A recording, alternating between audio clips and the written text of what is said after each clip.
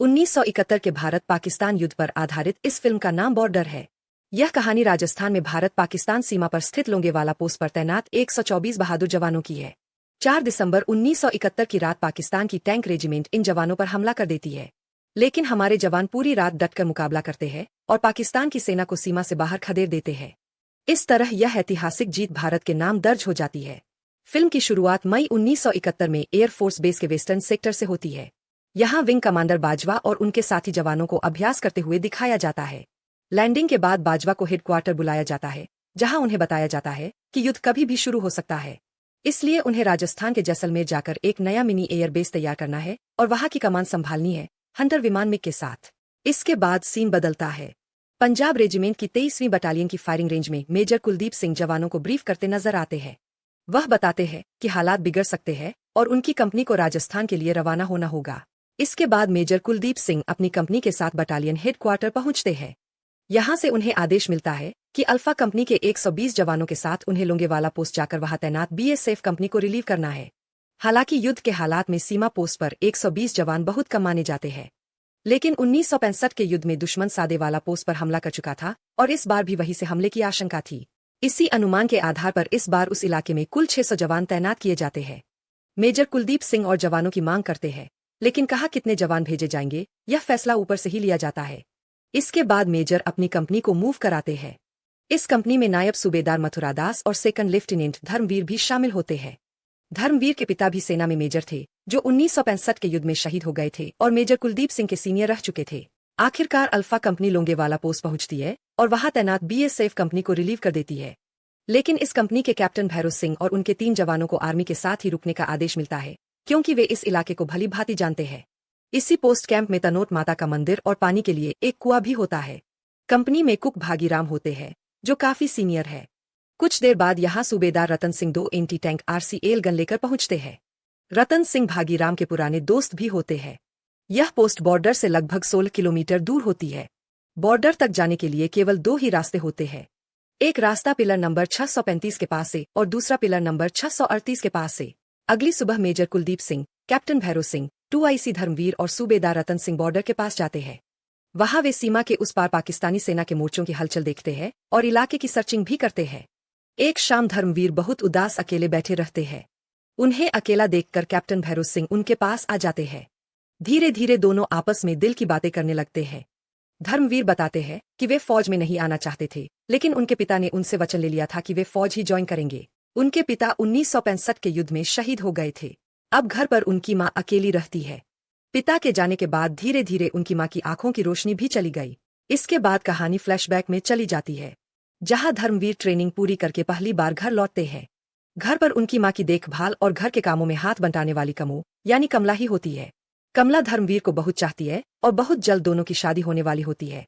धर्मवीर की मां अपने हाथों से उसके लिए सेहरा बुनती है। अगले दिन इन दोनों की सगाई की रस्म होनी होती है। तभी रेडियो पर अनाउंसमेंट होती है कि सीमा पर हालात बिगड़ रहे हैं और सभी फौजियों की छुट्टियां रद्द कर दी गई है। धर्मवीर का अचानक वापस जाना उसकी मां के लिए बहुत बड़ा सदमा होता है। धर्मवीर जाने लगता है, लेकिन साय की तरह कमो उसके साथ साथ चलती रहती है।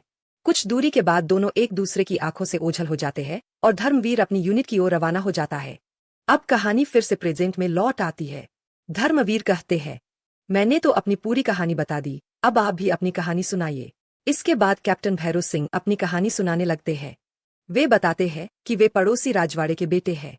किसी जमाने में इस जमीन पर उनके पूर्वजों का ही राज हुआ करता था। पास के राजवाड़े की बेटी फुलकंवर से कैप्टन भैरव सिंह की शादी हुई थी। अब कहानी फिर से फ्लैशबैक में चली जाती है, जहां कैप्टन भैरव सिंह की अभी अभी शादी हुई थी और आज ही उनकी सुहागरात थी। लेकिन इससे पहले हेडक्वार्टर का आदेश लेकर बीएसएफ के जवान उनके घर पहुंच जाते हैं। आदेश में लिखा था कि इमरजेंसी घोषित होने के कारण उनकी छुट्टी रद्द कर दी गई है। अगली सुबह कैप्टन भैरव सिंह बॉर्डर के लिए निकल जाते हैं। कहानी वापस प्रेजेंट में आती है। अगली सुबह पता चलता है कि ग्वाले के भेष में पोस्ट से कुछ किलोमीटर दूर दुश्मन देश का जासूस लोंगेवाला पोस्ट पर तैनात फौज की नफरी और उनके हथियारों की जानकारी दे रहा है। चूंकि यहाँ न तो बहुत ज्यादा जवान है और न ही बहुत हथियार, सूचना मिलते ही धर्मवीर उसकी लोकेशन पर पहुंचते हैं और उसे मार गिराते हैं। दिन बीतते जा रहे थे, लेकिन पाकिस्तान की तरफ से अब तक कोई युद्ध छेड़ने जैसी हरकत नहीं होती। इधर एयरफोर्स भी जैसलमेर में मिनी एयरबेस बनाकर ऑन पोजीशन रहती है। एक रात पता चलता है कि इंडियन आर्मी की मूवमेंट लोंगेवाला से आगे की पोस्ट की ओर हो रही है। हालांकि सभी जवान लंबे समय से युद्ध का इंतजार कर रहे थे, फिर भी दुश्मन की तरफ से कोई हरकत नहीं होती। इधर सूबेदार मथुरादास दिखाए जाते हैं, जो बहुत परेशान है। दरअसल उनकी पत्नी कैंसर से पीड़ित है और वह छुट्टी लेना चाहते थे, लेकिन उसी समय कंपनी का मूवमेंट लोंगेवाला के लिए हो गया और आज तक यहाँ कोई चिट्ठी नहीं आई। मथुरादास की छुट्टी भी अब तक सस्पेंड है। कुछ घंटे बाद डाकिया चिट्ठियां लेकर आता है। सभी जवान अपनी अपनी चिट्ठियां उठाकर पढ़ते हैं और खुश होते हैं। कुछ जवान ऐसे भी हैं जिनके माँ बाप नहीं है, उन्हें अपने चाचा चाची की चिट्ठी मिलती है, जिससे मन को तसल्ली मिलती है और आंखों में नमी आ जाती है। इन चिट्ठियों में से एक चिट्ठी मथुरादास की भी होती है, लेकिन यह चिट्ठी उनके घर से नहीं बल्कि आर्मी हेडक्वार्टर से आई थी, जिसमें उनकी छुट्टी सेंशन हो गई थी और वह बहुत खुश होते हैं। लेकिन उस खुशी का दिखावा अपने साथियों के सामने ऐसे करते हैं जैसे वे बाकियों से बहुत ज्यादा खास हों। वे अपना सामान पैक करते हैं, बेडिंग उठाकर एक एक टेंट में जाकर सभी को बताते हैं, तुम मुंह लटकाकर बैठे रहो और मैं तो अब घर जा रहा हूँ। उनकी यह हरकत मेजर कुलदीप सिंह को बहुत खराब लगती है। वे गुस्से में मथुरादास को टेंट से बाहर लाकर सबके सामने कहते हैं, आप खुश है कि आपको छुट्टी मिली है, लेकिन खुशी का यह बेहुदा नाच अपने भाइयों के सामने ठीक नहीं लगता। आपको छुट्टी मिली है कि आपके घर में प्रॉब्लम है? दुनिया में किसे प्रॉब्लम नहीं है? जिंदगी का दूसरा नाम ही प्रॉब्लम है। अपने भाइयों में कोई ऐसा भी है जिसकी विधवा माँ आंखों से देख नहीं सकती और उसका इकलौता बेटा रेगिस्तान की धूल में खो गया? कोई ऐसा भी है जिसकी माँ की अस्थियां इंतजार कर रही है कि उसका बेटा जंग जीत कर आएगा और उसे गंगा में बहाएगी? किसी का बूढ़ा बाप जिंदगी की आखिरी घड़ियां गिन रहा है और हर दिन मौत को यह कहकर टाल देता है कि मेरी चिता को आग देने वाला दूर बॉर्डर पर बैठा है। अगर इन सब ने अपनी प्रॉब्लम्स का बहाना लेकर छुट्टी ले ली तो यह जंग कैसे जीती जाएगी? इसके बाद मथुरादास चुपचाप कैंप से बाहर चले जाते हैं। यह वह दौर था जब फौजी अपने घर वालों और चाहने वालों की चिट्ठियों का बेसब्री से इंतजार करते थे। जब किसी को कोई चिट्ठी मिलती तो साथी सैनिक भी सुनकर बहुत खुश होते थे। और यहीं पर फिल्म का बहुत सुंदर गाना आता है, जिसके बोल है, संदेश से आते हैं। और फिर कहानी आगे बढ़ती है। 3 दिसंबर 1971 को पाकिस्तानी एयरफोर्स भारत के सीमावर्ती इलाकों पर हमला कर देती है। कमान से सभी पोस्टों को अलर्ट रहने का आदेश मिलता है और सब हरकत में आ जाते हैं। जंग के दौरान सीमा के पास बसे गांवों को अक्सर नुकसान झेलना पड़ता है, इसलिए उन्हें जंग के दौरान गांव खाली करके कहीं और शिफ्ट होना पड़ता है। इसी दौरान 4 दिसंबर 1971 को दिन में सीमा पार से तोपों की बमबारी होती है। लोंगेवाला पोस्ट और बॉर्डर के पास अटैक हो जाता है। गांव और पोस्ट पर बने बैरिकों को काफी नुकसान पहुंचता है। इस अटैक में भागीराम के साथी कुक मस्तराम शहीद हो जाते हैं। तभी धर्मवीर कुछ सैनिकों के साथ पिलर नंबर 635 और 638 के पास मोर्चा संभालते हैं और सीमा पर दुश्मन की हरकत और मूवमेंट पर नजर रखते हैं। कुछ घंटे बाद सीमा पार से पूरी की पूरी टैंक रेजिमेंट हमारी सीमा की ओर आती दिखाई देती है। धर्मवीर इसकी जानकारी मेजर कुलदीप सिंह को देते हैं, इसलिए मेजर अपने कैंप और पोस्ट की तरफ आने वाले रास्तों पर एंटी टैंक माइन रेत में बिछा देते हैं। बॉर्डर के उस पार से लगातार आर्टरी फायर हो रही थी। इससे पोस्ट के सारे जवान आर्टरी फायर से बचने में व्यस्त रहे ताकि दुश्मन आसानी से टैंकों को हमारी सीमा में दाखिल कर सके। इधर विंग कमांडर बाजवा, जो जैसलमेर के मिनी एयरबेस पर होते हैं, उन्हें हेडक्वार्टर से सूचना मिलती है कि दुश्मन ने हमारे एयरबेस पर हमला शुरू कर दिया है। उन्हें जवाबी कार्रवाई करनी होती है। वे अपने साथियों को ब्रीफ कर रहे होते हैं, तभी एयरबेस पर भी अटैक होने लगता है। दरअसल दुश्मनों की नजर यहाँ पर चुकी थी। हालांकि इस समय शाम हो चुकी थी और एयरबेस पर केवल हंटर विमान थे जो रात में नहीं लड़ सकते, इसलिए सभी जवान अपने अपने बचाव में लग जाते हैं। जैसे जैसे रात बढ़ती है, दुश्मनों के टैंक हमारी लोंगेवाला पोस्ट की ओर दाखिल हो रहे थे। दुश्मन लोंगेवाला को चारों तरफ से घेरने की तैयारी कर रहे थे। तभी मथुरादास, जो छुट्टी पर जा रहे थे, 2 RCL गन लेकर वापस आ जाते हैं। दरअसल आधे रास्ते में उन्हें पता चलता है कि दुश्मन ने अटैक कर दिया है, इसलिए वे तुरंत वापस आ गए। इधर मेजर कुलदीप सिंह जैसलमेर एयरबेस पर विंग कमांडर बाजवा से संपर्क करते हैं और बताते हैं कि दुश्मन उनको चारों तरफ से घेरने वाला है। उन्हें एयरफोर्स की मदद चाहिए। बाजवा कहते हैं, हम सुबह होते ही मदद कर पाएंगे क्योंकि हमारे पास केवल हंटर विमान है और वे रात में लड़ नहीं सकते। मेजर कुलदीप सिंह तुरंत अपनी कंपनी को फालिंग करते हैं और सभी जवानों को आदेश देते हैं, कमान ने हमें पोस्ट छोड़कर पीछे हटने का आदेश दिया है। फिर भी आखिरी फैसला मुझ पर छोड़ा गया है और मैंने तय किया कि मैं पोस्ट छोड़कर नहीं जाऊंगा। तुम लोगों का फैसला मैं तुम पर छोड़ता हूँ। जो इस पोस्ट को छोड़कर जाना चाहते हैं जा सकते हैं, लेकिन कोई भी जवान पीछे हटना नहीं चाहता। अब सभी जवान अपनी अपनी पोजीशन पर लौट जाते हैं। इधर रात बढ़ रही थी और दुश्मन लगातार पोस्ट की ओर बढ़ रहे थे। पोस्ट के एरिया में आते ही दुश्मन के टैंक ब्लास्ट होने लगते हैं। दरअसल मेजर कुलदीप सिंह ने पोस्ट के चारों ओर एंटी टैंक माइन बिछा रखे थे। आगे वाले टैंक के ब्लास्ट होते ही बाकी टैंक रुक जाते हैं और वहीं से पोस्ट पर फायरिंग शुरू कर देते हैं। हमारे जवान भी जवाबी कार्रवाई शुरू कर देते हैं, लेकिन उनके पास केवल LMG और 2 RCL गन होती है। बहुत कम हथियारों के बावजूद वे दुश्मन का डटकर मुकाबला करते हैं। इधर विंग कमांडर बाजवा भी सुबह का इंतजार करते हैं। उन्हें बहुत दुख होता है कि उनके बेहद करीब वाली पोस्ट पर दुश्मनों ने हमला कर दिया और वे मदद नहीं कर पा रहे। इसी समय एक गोला मथुरादास की आरसीएल गन पर गिरता है और वे उसकी चपेट में आ जाते हैं।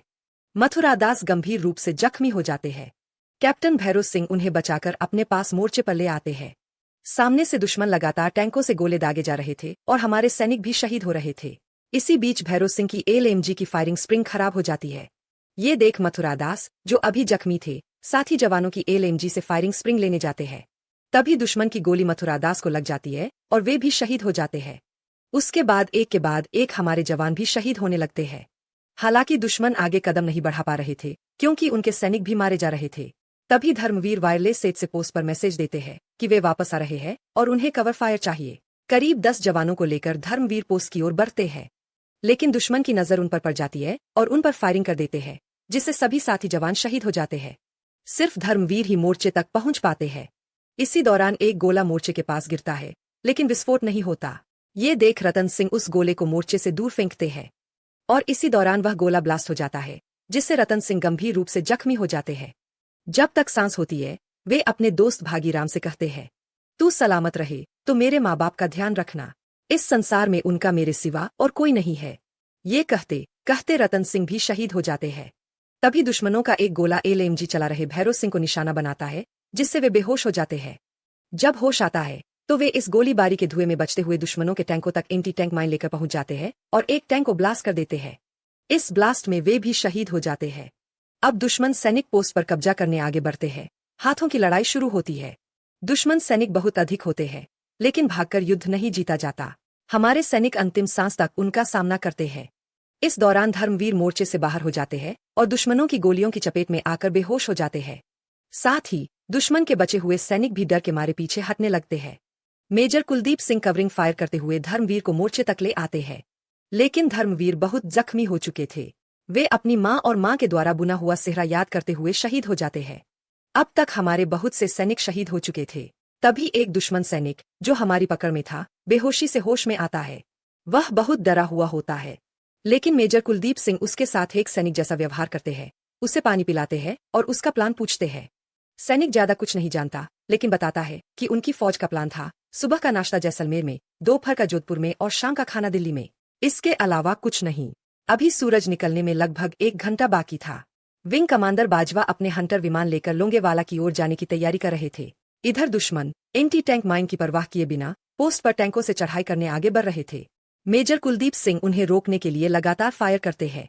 अब सूरज निकलने लगता है। इधर विंग कमांडर बाजवा भी वहां पहुंच जाते हैं और पाकिस्तानी टैंकों पर हवाई फायरिंग करते हैं। आधे से ज्यादा दुश्मन टैंकों को बर्बाद कर दिया जाता है।